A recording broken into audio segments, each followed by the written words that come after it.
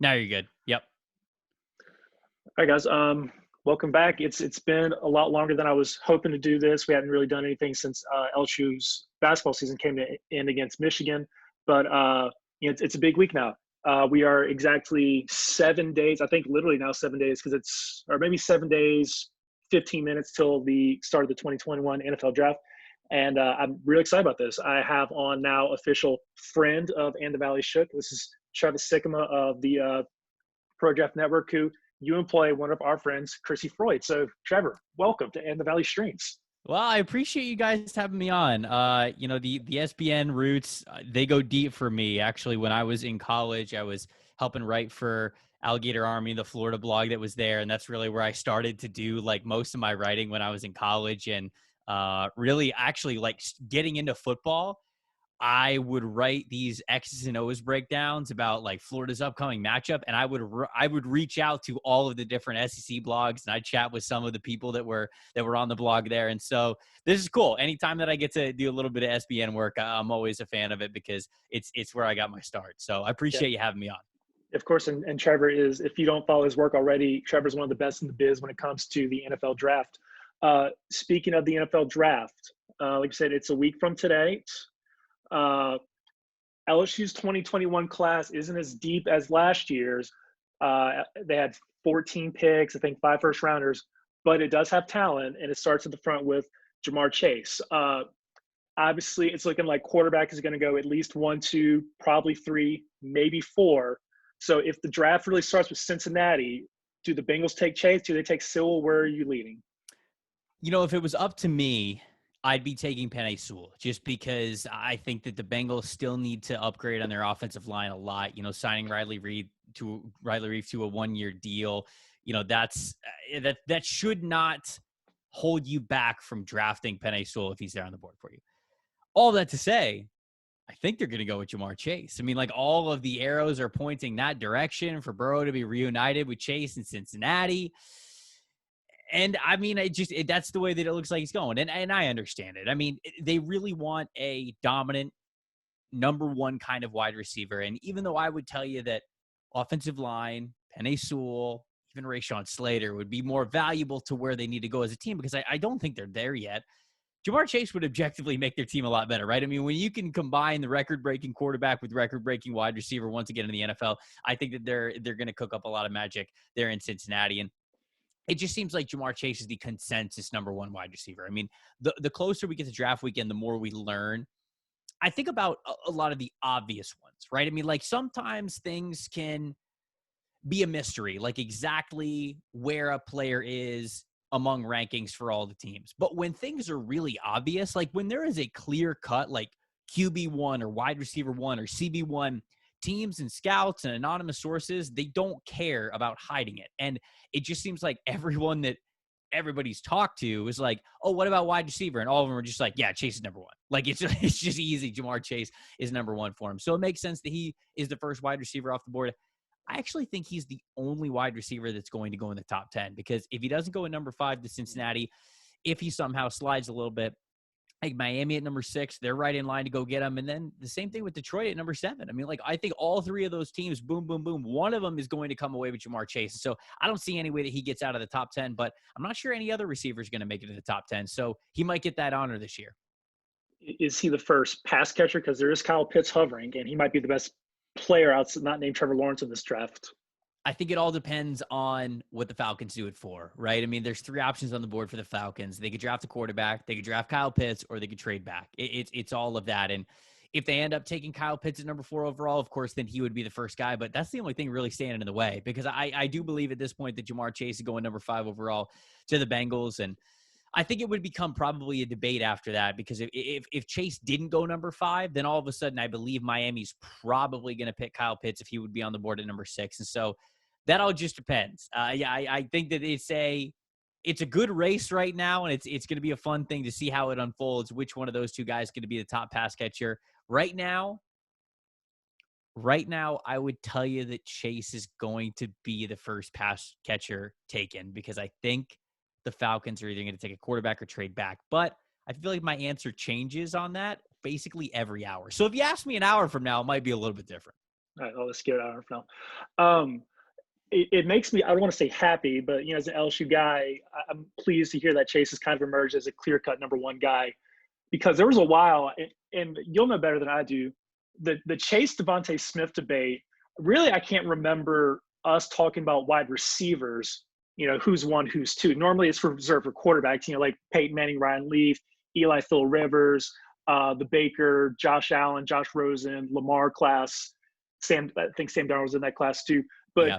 in your opinion, Chase has now really separated himself from Smith, from Waddle, from Bateman, from all those guys? Yeah, I think so. And I think that the rest of the NFL really does agree. And there are a lot of analysts. It's funny because I think we get true draft analysts' rankings and feelings on their players in the months of, I'll say, February and March. Like when people update their big boards in February and March, the Senior Bowl has happened. Now I'm talking like in a normal year, right? So the Senior Bowl has happened. The Combine has happened. Pro days have kind of already happened. And then people normally update their big boards somewhere in March. I feel like that's probably the most pure big boards that we get, because the closer we get to draft weekend, the more a lot of the really plugged in guys are probably going to move their boards up and down a little bit because of what they hear from the NFL as their sources start to leak some things. And then people who are below them in draft media or around them in draft media, well, then they change their boards a little bit too. And so all of that to say, I feel like in February and March,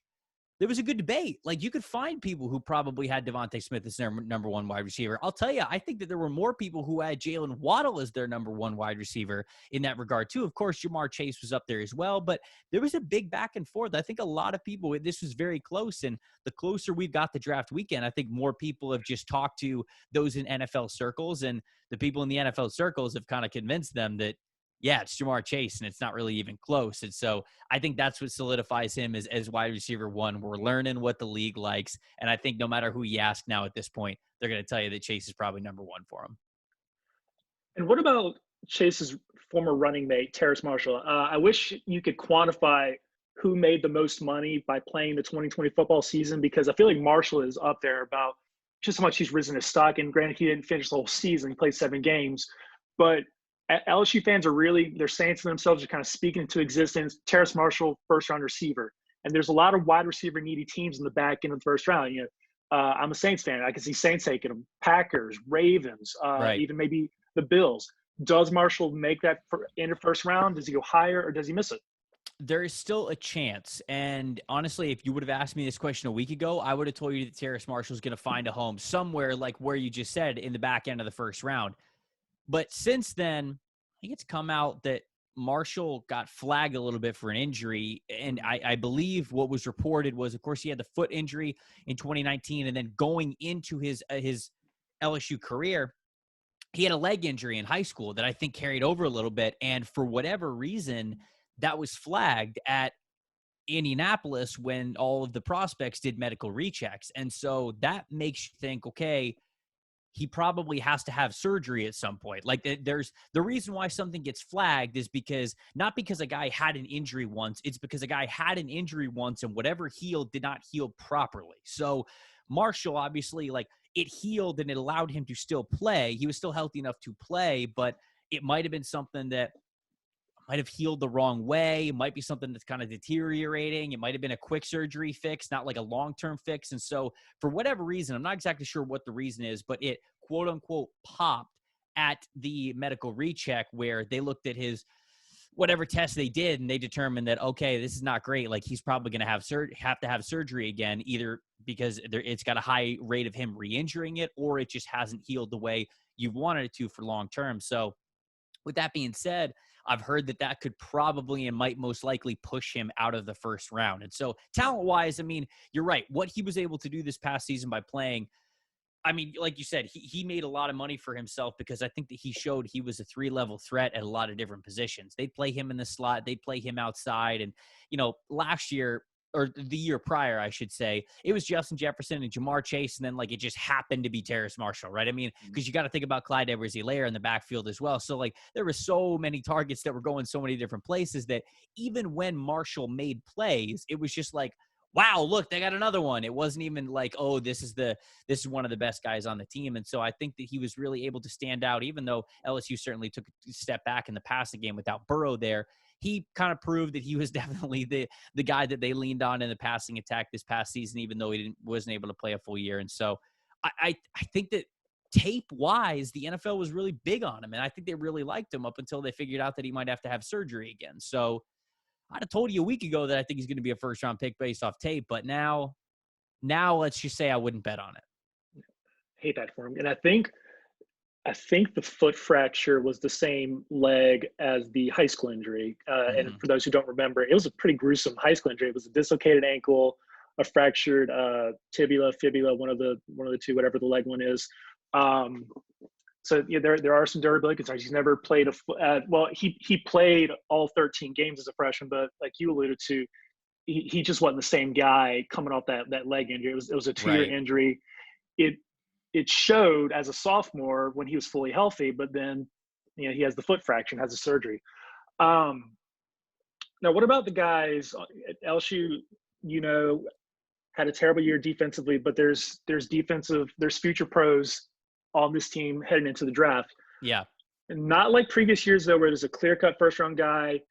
Although maybe where's Jabril Cox going? Because people were really high on him, but now maybe second round. What are you thinking? Yeah, I don't think he's a first-round player, but I think he'll certainly go somewhere in day 2. Like round 3, I feel like is the floor for him, because anytime you have a player who is as good in coverage as he is, that's the advantageous trait for a linebacker. Some people say that linebackers are at least like the off-ball inside linebackers, right? Not the pass rush type. That's a different conversation. Linebackers are the running backs of the defense when it comes to value. You always think they're a dime a dozen. You can get a linebacker any year. You can get a guy who can run downhill, go get a ball carrier, make tackles in the backfield, be a sound tackler. Like, you can get those guys every single year. Even if we're talking about some of the faster players, some of the guys who give you that sideline to sideline speed, like, you're going to be able to get those guys once every couple of years. It's just the way that it is. It's the guys who are good in coverage. It's the guys who are great at mental processing and reading a quarterback and making a feel for zone and seeing things as they happen both in front of them, and a great feel for when they don't have eyes on things. I mean, like, that's really what gives you value as a linebacker. And I just think that Jabril Cox is too natural at that. He is too good at that for him to be anything less than a third-round pick. I would probably tell you that I do think that he's going to be a second-round pick, just because once you start getting into these other linebackers at the beginning of day 2, you go to yourself, you go, all right, well, do we want a downhill guy like Nick Bolton? Do we want a Pete Werner type, almost like a Sam linebacker type, who has some extra speed to him? You want a Cameron McGrone guy, more of a middle linebacker Mike, or you want a guy who gives you probably the best coverage profile right now in Jabril Cox? Because all those other guys, maybe Pete Werner's pretty good at coverage, but all of those other guys, like, coverage it's a projection. Like, I haven't shown it to you yet. You hope they get it, but it's certainly a projection in their game. It's not for Cox, and I think that's really valuable. So I do think that he'd probably be, after Marshall, the next LSU guy we hear off the board. Yeah, I go back to the Super Bowl, and one reason why Tampa was so good. Now, Devin White and Levante David don't have the same body types as Jabril Cox, but just that getting across field, sideline to sideline. I thought that's why Jabril Cox is going to succeed in the NFL, because he can do. He's not as thickly built as the two guys, but he can do that in space. He can cover a Clyde Edwards-Helaire in the flat. He can cover an Alvin Kamara. That's why we're kind of in agreement. I think he'll be a really successful pro. I think he could be a steal in the second round. I agree. Now what about Jacoby Stevens? Because actually there was two guys that this time last year Kiper was really high on. He was high on Stevens. He was high on Tyler Shelvin. We'll talk about Shelvin next. Yeah. But where is he now? Because his stock, as people have say, seems to have taken a hit this past year. Yeah, I mean, he didn't like take a leap in production like you figured that he might, but also he was playing in a defense that was so stacked the year before, right? I mean, so it's like it's hard to think that he could just kind of take over for a much lesser defense around him. When you think about it, defense is truly the side of the football where every starter's got to be working together. Like it's all going to happen. And if the talent level of the guys around you aren't as high, then you're just not going to perform as well. It's just not going to happen. And so Jacoby, I actually had the chance to sit down with him, did an interview with him earlier this offseason. I mean, like, he's a great dude. I mean, like, I think that he's super motivated. He's very smart. He got a great IQ. Like, his background's fantastic. I mean, like, I truly believe in him as a versatile safety, and that's why I feel like he could be in the NFL. And I think the NFL realizes that too. You're finding a lot of defensive coordinators and defenses in general that allow themselves to have the structure to have a lot of players who could be very versatile for you. Where like Jacoby Stevens, he can be a strong safety type, or you could bring him up towards the linebacker level and have him almost be like a speed guy at the second level, right? And so he gives you that kind of versatility. I don't think it's going to be like Kyle Duggar or Jeremy Chin versatility where you're picking him in the second round, but like late day 2, probably early day 3. I mean, like, that's a great spot for him. I feel like Jacoby Stevens would be a great 4th round pick if you could get him in the 4th round, maybe 3rd round. I just haven't heard a lot of hype on him, so I can't exactly gauge where I feel like the NFL is on him. But dude, I think he's a smart kid. Obviously, he's got a lot of great experience. He played in a championship caliber level defense, and he brings you a lot of versatility. And anytime those things are the case, as long as you love football and you're acing those interviews, which I feel like he was able to do, you're going to have some team that really believes in you, and that sounds like a mid-round pick. Everything I spelled out right there, 3rd, 4th round pick, that's what I believe. And Shelvin, I wrote about him today. I just want to preface it. Grinding, I think it's called Grinding the Mock or Mocking the Grind, something like that. They kind of chart how guys have projected over like the course last year, and Shelvin has just it really tears me up just how much it's fallen. And I don't begrudge him for not playing this year. I get it. I respect any decision to either play or not play. Of course. But it seems like Shelvin cost himself a lot of money by not playing.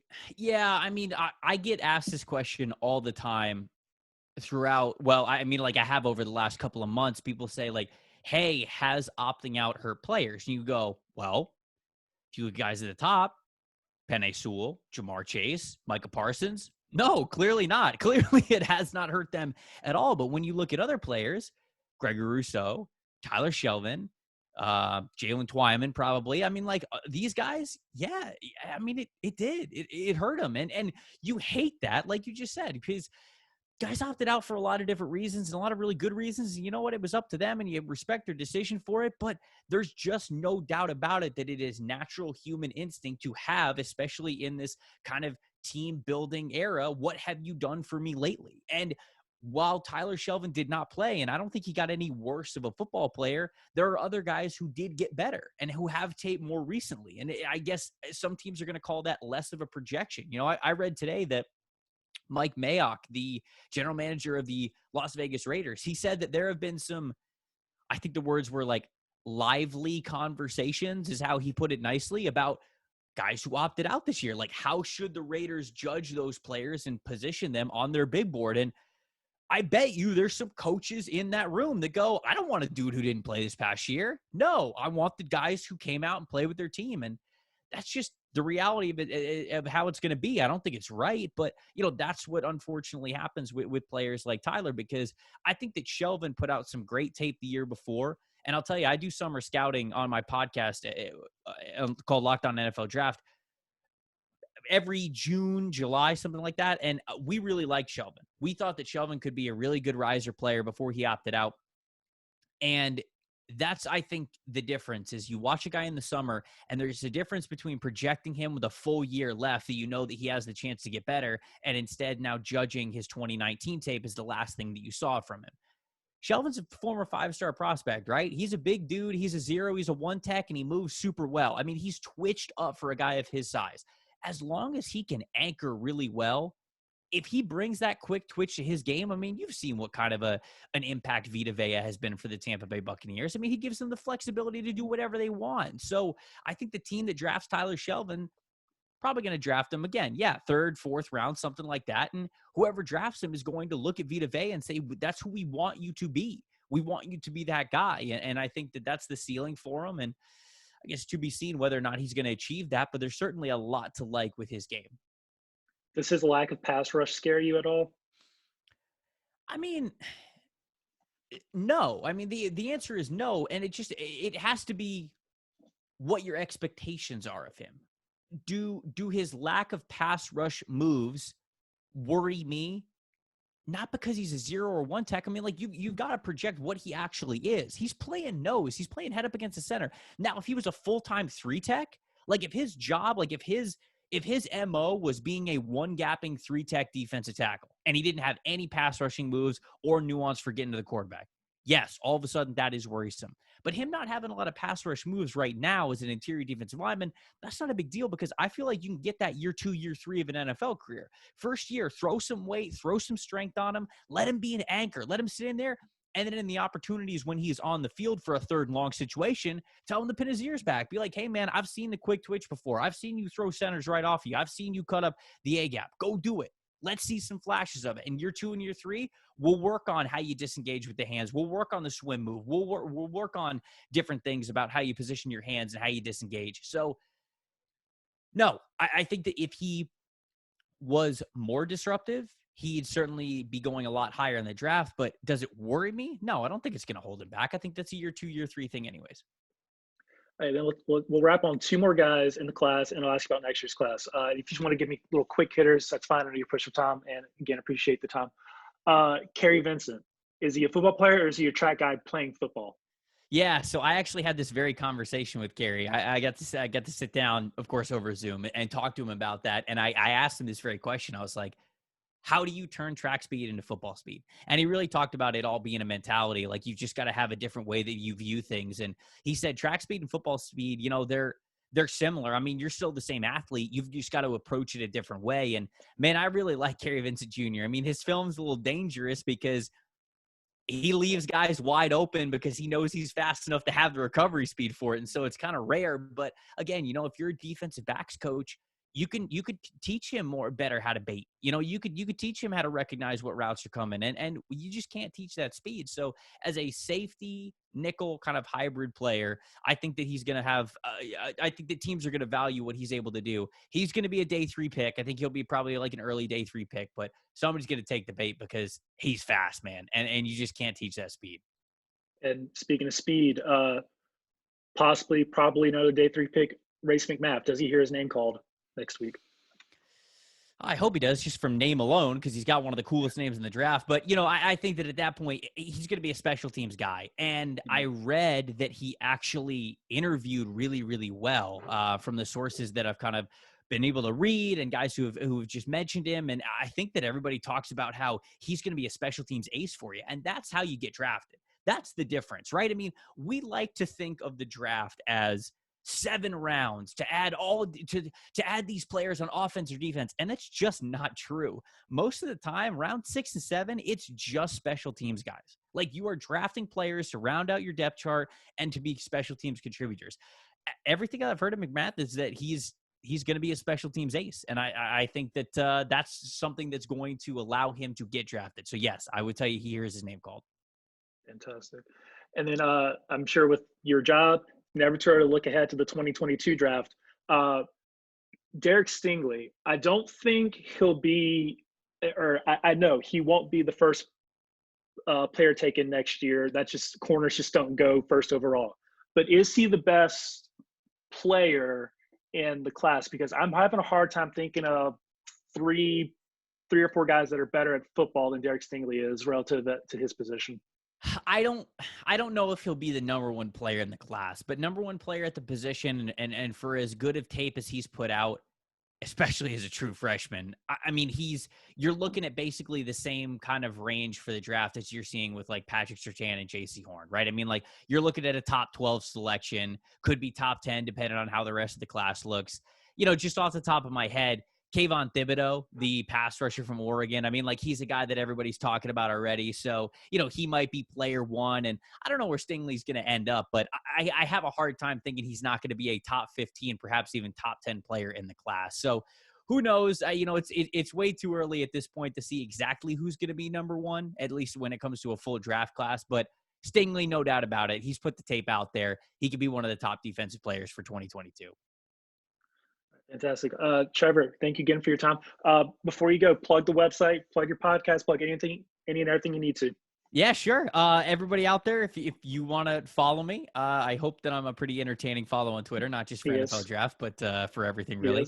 At Tampa Bay Trey is my Twitter handle. All my draft work you can see over at thedraftnetwork.com. We've got full scouting reports and write-ups on not just all the LSU guys, not just all the SEC guys, but everybody in the country. We've got, this time of year, we have, I think, 420 full scouting reports written on a lot of the different guys in the class. We've got them ranked and rated to where we think they're going to go. And if you're into like making your own mock draft, seeing what our mock draft simulator says, go ahead and hit up the mock draft machine. It's my favorite tool that we have over there. I mean, like, I've wasted hours of my life just simming through mock draft machines, trying to figure out where people were going to go. And yeah, it's a good time. That's all over the draftnetwork.com. Zach, really appreciate having me on, man. Yeah, thanks, Trevor. And guys, again, sorry for getting back y'all so late.